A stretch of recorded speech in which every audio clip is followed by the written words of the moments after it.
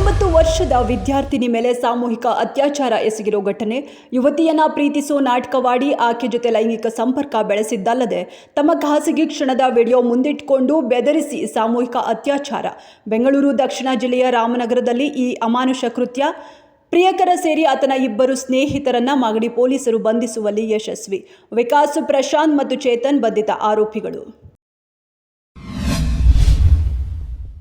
Bharat Oman ನಡುವಿನ ದ್ವಿಪಕ್ಷೀಯ ಸಂಬಂಧಗಳನ್ನು ಬಲಪಡಿಸುವಲ್ಲಿ ನೀಡಿದ ಕೊಡುಗೆಗಳಿಗಾಗಿ ಪ್ರಧಾನಿ ನರೇಂದ್ರ ಮೋದಿಗೆ ಆರ್ಡರ್ ಆಫ್ ಓಮನ್ ಪ್ರಶಸ್ತಿಯನ್ನು ಪ್ರದಾನ ಮಾಡಲಾಗಿದೆ.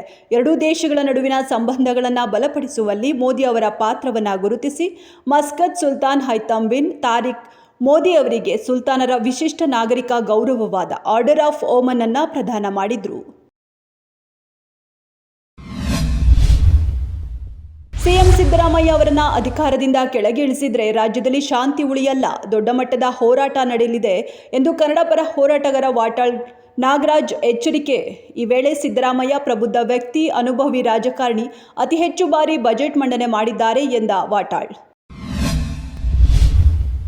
ಮೊಟ್ಟೆಯಲ್ಲಿ ಕ್ಯಾನ್ಸರ್ಕಾರಕ ಅಂಶವಿದೆ ಎಂಬ ವದಂತಿಗೆ ಆರೋಗ್ಯ ಸಚಿವ ದಿನೇಶ್ ಗುಂಡೂರಾವ್ ತೆರೆ. ಯಾರೂ ಆತಂಕ ಪಡಬೇಕಿಲ್ಲ, ತಿನ್ನಲು ಸುರಕ್ಷಿತವಾಗಿದೆ ಎಂದು ತಿಳಿಸಿದ್ದಾರೆ. ಮೊಟ್ಟೆಯನ್ನು ಶಾಲಾ ಮಕ್ಕಳಿಗೆ ಕೊಡಬಹುದು, ತಿನ್ನಬಹುದು, ಆರೋಗ್ಯಕರವಾಗಿದೆ ಎಂದು ಸ್ಪಷ್ಟಪಡಿಸಿದರು.